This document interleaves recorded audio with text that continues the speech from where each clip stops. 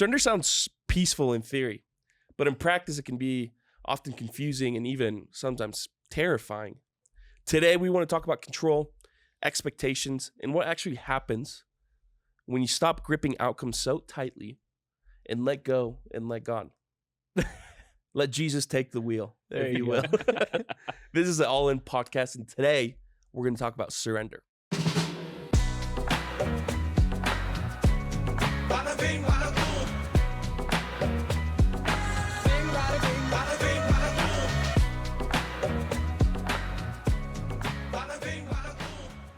All right. When I say surrender, what's the first thing that comes to your mind? I surrender. See, for me, and maybe it's because my wife and I were listening to Hamilton recently. It's the Battle of Yorktown. It's when the British surrendered to the American forces. World War II. No. Surrender. Hardly know her. Joe Michael, what about you? What's the first thing that comes up when you think of surrender? Honestly, probably just when I wrestle my boys and I put them in a headlock and they start screaming at surrender. Tap, tap. Yeah, they start tapping. And then I just kind of squeeze in even harder. Yeah. You know? That or did you guys ever read Diary of a Wimpy Kid? No, but I was a big Captain Underpants, which is like I think the same. The same genre. brand of kind of comedic. It's the same. Middle school boy humor. The covers of the books look the same. That's not as much as I know. Hey, how are your Ant books going these days? My Ant books are going great. I started a book recently on Audible, and I think the most crucial part of this that you guys seem to forget about was that it was 3 books in for 1 credit, which is why I decided to take a chance on this book. 3 in 1. Yeah. Okay. It's called Chrysalis. I'm a little bit into the first one. It's a little weird. Would you rather buy 3 Ant books with 1 credit or 1 good book with 1 credit? Okay, define good book, because I don't think you've read a good book in your life, Clayton. All right. Take that. Take that, Clayton, nerd. If you're wondering what that was about, Clayton and I go back and forth because I love to read. We both like to read. Yes. I would say a lot. Uh-huh. I don't think I've ever... I don't... In the last 2 years, I've read maybe 60, 70 books. And they've all... Good. Not a single one of them has taken place in this reality. Or have anything to do with things that actually That was happen. one of your best lines. Not a single one of them has taken place in this reality. I think the closest I've gotten to like nonfiction has been you ever heard of the Terminal List? It's like about not CIA, Navy SEAL that like goes rogue and like taking out conspiracies. There's no Becomes a serial killer. There's no Yes. You're only a serial The Terminal killer. List is a list of people that he's killing. Okay, but are you a serial killer if you're pursuing justice? Doesn't every murderer think they're doing something just? I don't know. Have you read the book or watched the series? I read like one of the books. It was very violent. It is very because violent. I think you recommended it to me. Yeah, it's really good. It's violent. It's written by a Navy SEAL, so he knows a lot of what he's talking about. But spoilers, at the end of the book, I think people realize that he was one of the good guys because he was taking down people that were causing a lot of evil in the world. I would say it's a book more about vengeance than justice. Sometimes they can go intertwined, but yeah, I would agree with that. All that to say, that's the closest to nonfiction I've ever got. Closest. Whereas that a Navy SEAL Clayton is over here reading about the power of silence. Oh man, I love that movie. So that's why we go back and forth Yeah, about the books that we read. Yeah. So yeah, I Reading am about reading the a book power right of now silence. about a guy that dies and wakes up in the body of an ant. We'll see where it goes. I don't know if I'll make it through the whole Isn't that a audiobook. Marvel movie? Is it Ant-Man? Quantum Mania? Anyways, where are we right now? Surrender. I think when I think of surrender, honestly, the first thing that comes to mind is giving up. You know? Yeah. And I think it's kind of funny because that I feel like maybe, I don't know if it's a secular versus a Catholic thing or what it might be, but it's like the first thing comes to mind when I think surrender, I think is giving up. But when I practice surrender, I never think I'm giving up. Does that make sense to y'all? Yeah. So walk me through that. Yeah, I think, well, I mean, we just named a lot of things that we think of when we think of the word surrender. But in my life, when I think of surrendering things to God, I'm not giving up by any means. I'm simply saying, like, Lord, I trust you in this. Now, there's a lot there, you know, and I could process that for a while. But I think at least that's like the base of my thought process when I'm surrendering things to God. I'm not saying I give up on this. I'm saying, Lord, I trust you and I need you here. Whenever I'm struggling through something in the moment and I make a prayer saying, like, Lord, I surrender this to you, whether it's lust, whether it's whatever else, you know, it's not saying, Lord, I give up or Lord, fix it for me. It's saying, like, Lord, I trust you in this and I need you right now. It's more of a surrendering of the outcome than a surrendering of your of the process, of your like will and well, I don't know. What would you say? You get what I'm saying? Do any of your Like- books have anything to say about this? Yeah, I guess what I'm hearing you say is that in a more I guess, you know, secular way, you would think of surrender as, you know, you surrender in a battle, you lay down your guns, you give up, you lost, Yeah. game over, Forfeit. Yeah, it's losing. done, you forfeited. Yeah. You know, you're losing something. Whereas what we're saying is that there's a type of surrender that, you know, you can still pursue the end and pursue the goal, but you're more surrendered to what the outcome is, and trusting that, you know, any outcome is going to be within the will of God, right? Yeah, I mean, I think you mentioned the word control. I think control and surrender have to be used to help us distinguish what true surrender is. Because I think in the Catholic sense, in the Christian sense, in the Catholic worldview, surrender is about lack of control and giving up of control. And I think that is why for us it feels like, as you mentioned, Jose, taking an L. Mm-hmm. Because for us as men, when we say I'm letting go of control, we feel exposed. Yeah. We feel quite vulnerable. And when we feel vulnerable, we feel like we're losing because we no longer have control of our ability to win in that activity or in that circumstance. And I think the lie is that surrender is giving up, and that letting go is lowering the standards, lowering the quality of life, especially for dudes, you know, who are kind of hardwired to be active and to fix and to gain and to accomplish and push forward. How do you guys think you learned that lesson in a way?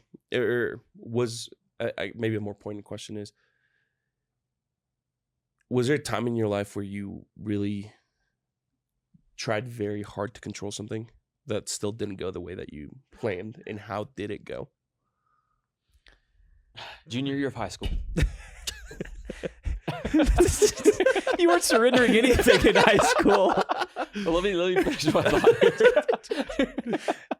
You surrendered to the fact that you didn't make the basketball team. Junior year of high school. The pin's coming out. Get ready. The pin is out. Let me tell you. Yeah. Let me tell you about the greatest Zone 2 cardio sport that exists on this planet, which is golf. Mm. And I was playing a round of golf with my dad. It was a practice round. And on the front nine, I shot. When you say like, practice round, you mean like it wasn't tournament? Or like you were Was it a warm up for a tournament? it was like I was going to play this course within the next week or so. So it was a practice round. But anyways, on the back nine, I had 3 birdies in a row. Whew. Okay, I had put 3 wedge shots within like 2 feet of the hole. Just like tap in birdies, and all of a sudden, I looked up, and it was a par 70 course. All of a sudden, I looked up. I've got 4 holes to go, and I'm 3 under par. And let me tell you, I am not that good at golf these days. I'm probably. What's your handicap at now? Didn't you shoot a PR recently? I did. I shot a 73 a couple months ago, which was the best round since the one I'm telling you about right now. And all of a sudden I looked up, and you know, when you're playing a really great round of golf I wouldn't know anything no, what yeah, that's we know. about. Yeah. You get into this kind of like free flow state, and you're not keeping track of your score. Normally, you start getting in your head, and you're like, okay, I double bogeyed that hole, and so if I want to shoot this score at the end of it, and that means I need to do this on the next hole, and you start trying to control the outcome with every single shot. But when you're playing a really great round of golf, Tiger Woods is known for this, where he finishes hole 18, he doesn't even know he's done. And his caddy has to like stop him from trying to walk to the next hole. It's just he's so in the zone on every single shot that he's kind of unaware of where he is. And I remember it was all of a sudden I had 3 birdies in a row, and I hadn't even thought about my score up until that point. And I looked, I was like, I wonder what I'm at right now. And I start looking, I'm like, oh my gosh, I'm 3 under par with 4 holes to go. I'm about to shoot the greatest round of my life right now. And I finished bogey, bogey, double bogey, bogey. Oh. And I remember I bogeyed 15, I bogeyed 16. I still remember hole 17. It was a 280-yard par 4, bunker on the left, bunker on the right. And I was like, okay, well, I just went bogey, bogey, so I need to do something crazy here. I'm going to take out my driver and go for the green. And I ended up, slicing it a little bit to where I was in the far right side of the right green side bunker, plugged, which is when your ball is kind of buried in the sand, which is the worst possible outcome. Because now I have a 30-yard bunker shot. Anyways, there's a lot of details going on here, but I finished that round. I shot a 71, which was my greatest round I've ever shot. But I was 4 over on the last 3 holes after playing really well. And I think back to that moment a lot. And honestly, golf is a really great example of kind of what it means to surrender, because you start taking these, every single hole is another step. And every single step that you take, you start thinking about, what have I done? What do I need to correct? And you start getting into your head, and you start gripping really tight on the golf clubs and trying to control the outcome at the end of the round. And the only thing that you can do, you can't control the lie that you have. You can't control the wind. You can't control the bounce. The only thing that you can do is execute on each shot. And so that's a sporting example, I guess, of what my experience, I think, on the golf course of what surrender is. What was your question? I think for the first time, golf actually seems attractive to me now after that explanation. This story you told reminded me of 2 things. One of them is quick. Is you called me a couple months ago, and you said, I just shot my new PR. What was it, 73? 73. I was like, dude, that's awesome. How'd it go? You're like, well, it was a scramble. It was not a scramble. The other thing you remind me of is our buddy Jorge. Yeah. I don't know the story of what actually happened, but his dad just knows he as the choker from golf. Yeah. You're kidding. No, yeah. Does he call you that? Well, yeah, he does.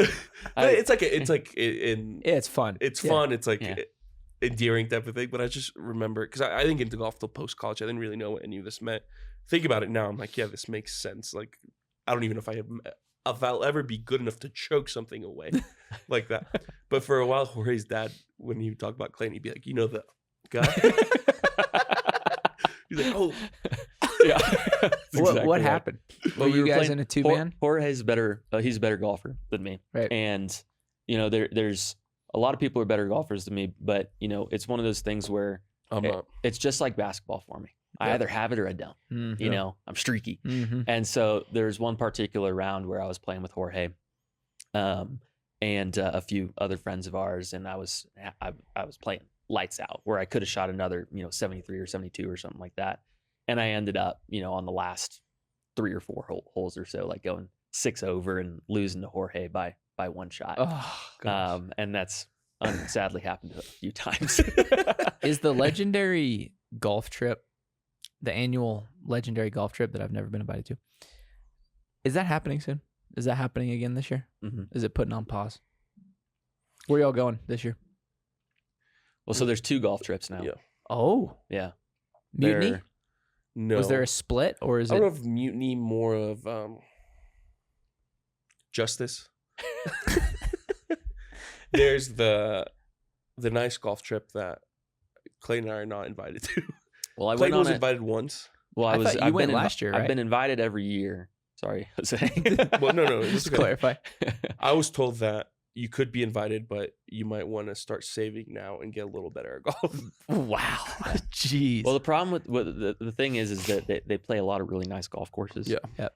And, you know, they have this whole PowerPoint presentation of where they're going to stay and, you know, how playing golf. And it's like, it's an extremely expensive trip to go on. Right. And it's like, I can't do that, Right. you know? And so there was you know, the live tour rose up here and we, or, you know, the European tour, nationwide, whatever you want to call DP it. World Tour. DP World Tour. And we started a cheaper golf trip. Oh, that's The a budget cup. great the idea. budget cup is what it's That's what called. it's called? Yeah. Oh, that's Where brilliant. you no course we play will cost more than $40. Yeah.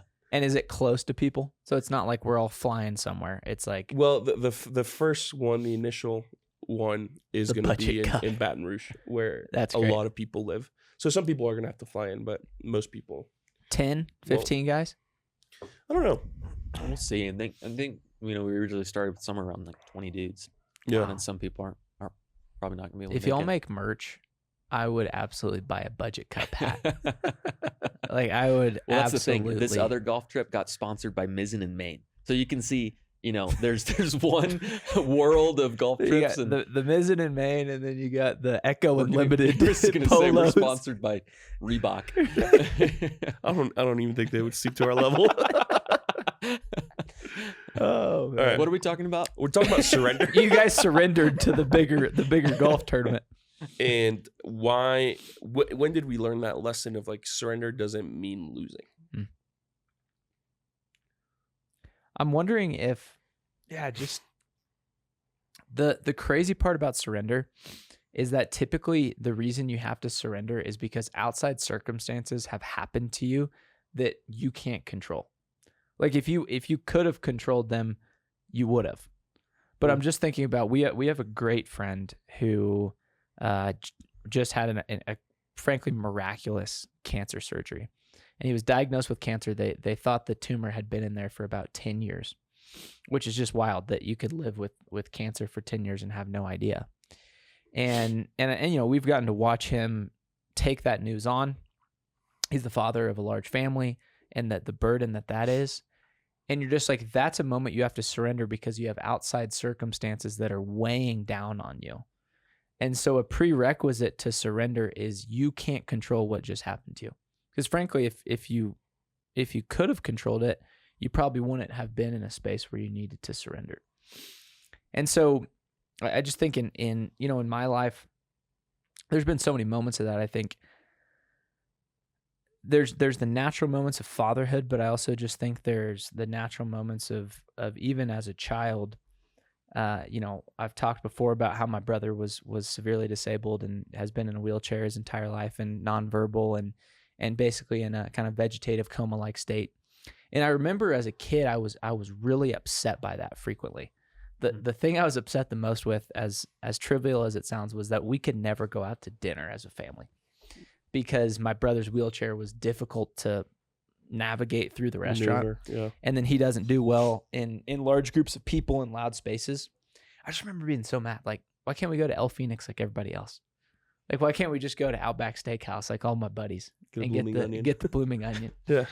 And as I got older, the frustration turned into an acceptance of my reality. And if you had to define surrender, maybe that would be a way that we could do it for people. Is that surrender is a acceptance of, you know what, here I am. Here's what's happening to me. I accept. I'm willing to accept it. It's going to happen to me regardless. And so I can either surrender to that reality and receive it, or I can continue to fight back against it. Mm-hmm. You know, I think of surrender as like, you ever do those little Chinese paper traps when you're a kid? Yeah. Put two fingers Chinese in. handcuffs? Yeah, Chinese handcuffs. Put your fingers in. If you try to, oh, I'm stuck, you can't get them out. But when you relax your fingers, that you're able to pull it out just fine. And I think that's where we sit a lot of times with God, is that, you know, we're fighting back.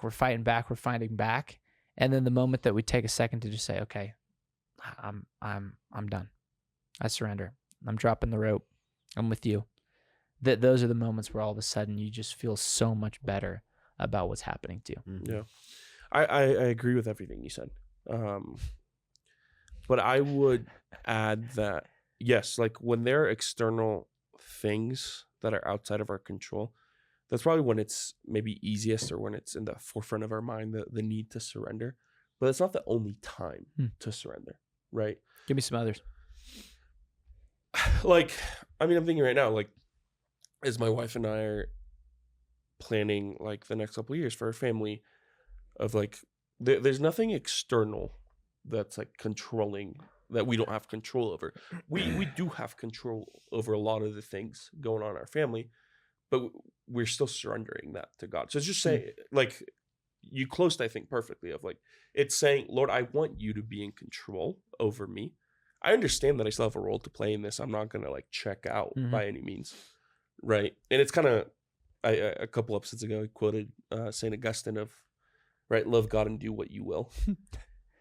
But the second part of that quote of, for the soul trained in love to God will do nothing to offend the one who is beloved. So it's kind of the same thing of like, Lord, I know that I have a role to play in this. Like, there's still things that I have control over. I'm surrendering to you the overall outcome. And I'm not checking out because, again, like, I'm still praying. I'm still like wanting to be in communion with God. I'm still, my soul is in training and hopefully trained to love God with everything. So I know that that's what that means, right? I think it can be dangerous for someone maybe that's still new to this idea of surrender, that, okay, well, if I'm surrendering to God the outcome of my family, it means that I no longer care. You know what I mean? Or I'm not willing to work. Willing to enter into it or work hard. Yeah. Yep. It makes me, sorry, we're going to keep going. No, it just, again, you know, he keeps coming back up, but Nick Saban, I can't help but think of him, you know, and that visual of the what do they call them? Chinese handcuffs? Is that what they're called? You know, it makes I don't know if that's what they're actually called, though. Chinese finger traps. That's what I called them. And then Jose said handcuffs. Yeah, I think. I don't know. But it gives you, that image kind of gives me the sense of like, okay, you just got to like relax. And if you just like relax, you know, then that's surrender. And that's totally true. But at the same time, I'm thinking about Nick Saban's pregame speech before they played Georgia in the national championship. And it's an incredible, you know, 1 minute long video. But, you know, one of the things that he talks about in there is just, you know, do your job and the discipline to execute. You know, and he's all about process over outcomes. You know, and he talks about, you know, Alabama football team playing with such like a violent energy almost, you know. And, you know, Nick Saban, I don't know if you'd call, like, he's not someone that you'd say that's a surrendered guy right there, because he wants to win so bad, but he is also so committed to the process that is the most important thing. I think what we're saying here is like, it's okay to want to win really bad. It is okay to want to win really bad, you know, but are you more attached to the outcome than you are the discipline to execute, you know, and the process and the change that happens over time, you know, rather than just the outcome that you want. Yeah, it's so nuanced, because what we're not saying is that we want men to just look out for a participation trophy in life. Right. But we also don't want them to have their destination as winning. And what's crazy about Saban is like his destination was winning, but he motivated through the process to get there. I'm thinking back, you know, I actually just wrote a LinkedIn post about this, about Nick Saban's book. You're not allowed to shout out your own LinkedIn. It's my personal brand. But I wrote about the book that you recommended, The Leadership Secrets of Nick Saban. Did you shout me out in the post? I did. Okay, great. All right, shout we're good. Nick Saban out? Continue. I tagged Clayton Caldwell. And then I did not tag Jose. But my favorite part of the book is when they're talking about when they lost to Louisiana Monroe. And like, I think it was his first season or something like that. I don't know if it was the first game. It was one of his first games. Yeah, it was his first season, 07. And how he committed to himself. We will never take a cupcake opponent lightly ever again.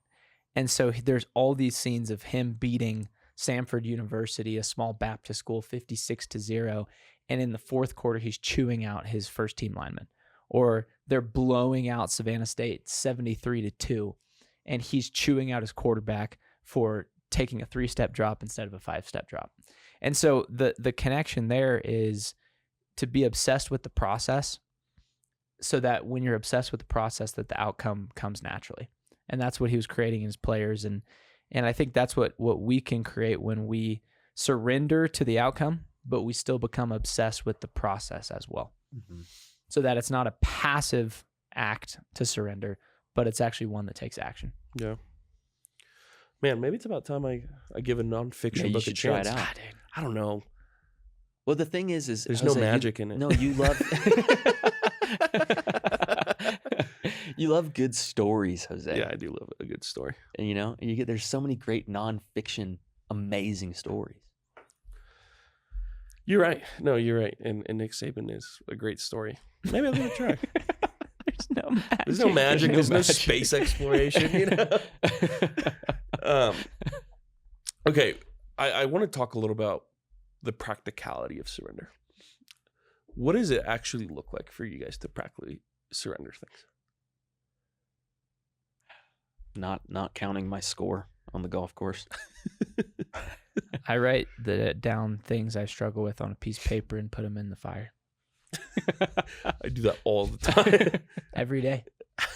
Multiple times a day before and after every meal.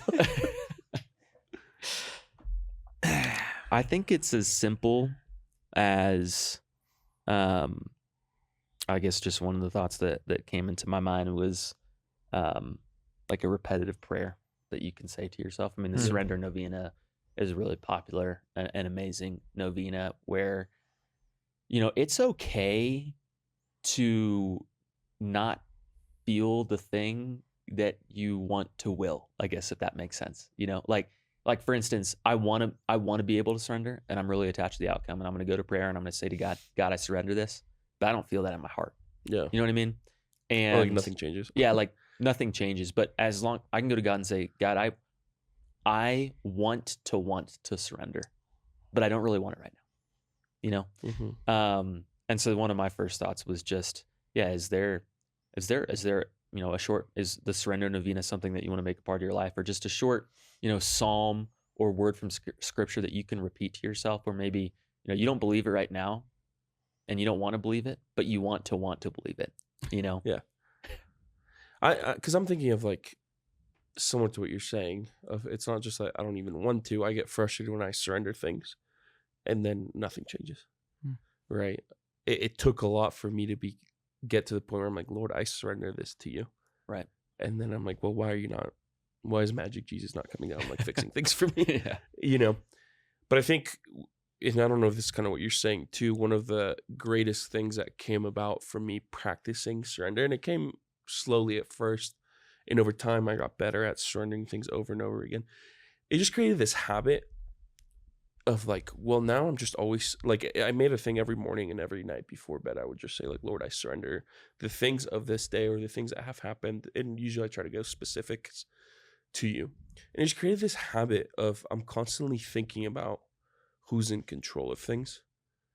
Again, it still doesn't change anything just by having that thought, but it does help me center myself a little bit, because now I'm constantly thinking of like, oh, I need to surrender this to God. I need to surrender this to God. And again, it doesn't change the outcome. It doesn't mean that I'm no longer going to be trying. It doesn't mean that I'm not going to put any effort, but it has helped me to just kind of center myself in the right place, which is as a subject under God's will, right? And not trying to take everything that might control. Does that make sense? Is that kind of what you're saying too? Absolutely. Of like just the habit that it breeds of being able to detach a little bit. Yep. And attach myself to God a little more. I've been through different seasons of this in my life. I'm not doing it currently, although it would maybe would be a good impetus to get back on it. But I know when we were in college, Clayton, we would frequently end our nights together with the smoke, and then we would pray night prayer together. Right. And for those who may not be Catholic or may not be familiar, night prayer is basically just a way to end the day with kind of certain rote prayers that you read through. Sometimes in a group, you can do it individually. And it kind of goes through like 4 movements of the prayer. So the first is to just look back at the day, what we'd call an examination. The second is the act of contrition, where you're saying, hey, God, I'm sorry, messed up today. I've reflected on what I've done. I messed up in these ways. I'd like for the grace to do it better tomorrow. And then you read what's called the Canticle of Simeon, which is just a certain part of the Bible that you read together. And in night prayer, you always say, Lord, now let your servant go in peace. Your word has been fulfilled. My own eyes have seen the salvation which you have prepared in the sight of every people. And I think what the reason you do that every night is it's a moment of surrender, right? Jesus, your word to me has been fulfilled today. I give it all to you. I'm going to depart. I'm going to go in peace. I can't do any more. And so I just entrust it to you. And so a practicality of surrender for people could be maybe you involve some night prayer in your day to take the opportunity to practice surrendering the little things so that in the moments of surrendering large things in your life, that muscle has been worked out appropriately so it's ready to go when it's placed under tension of your life. Yeah. Now, I would add too, for our listeners too, that are maybe just getting into this idea of surrender, or maybe want to get back into it, of don't get discouraged just because you surrender something and it doesn't go away, right? When it comes to these big things too, whether it's anxiety, whether it's, something you struggle with, whatever it may be, don't get discouraged when even if you surrender often, like multiple times a day, and it still doesn't go away, because that again, that's not the point. The point is to continue to connect with God, right? And to allow God to have control of your life. So just to summarize, surrender is not the absence of effort, right? Surrender doesn't mean taking an L. Surrender doesn't mean choking at golf. It's a decision to stop letting the outcomes determining our inner peace, right? The decision to stop letting, it's a decision to allow God to be in control instead of ourselves. So if this episode met you where you are at, right? If this episode spoke to you in some way, if you want to jump on the surrender train, share it with someone that you care about. Share it with someone that you know is carrying something that can be heavy and they might need some help. Or simply just share it with a friend, whether they need to surrender better or not. So make sure you're following us. Make sure you're subscribed to us. Make sure you surrender with us. This is the All In Podcast, and we'll see you next week.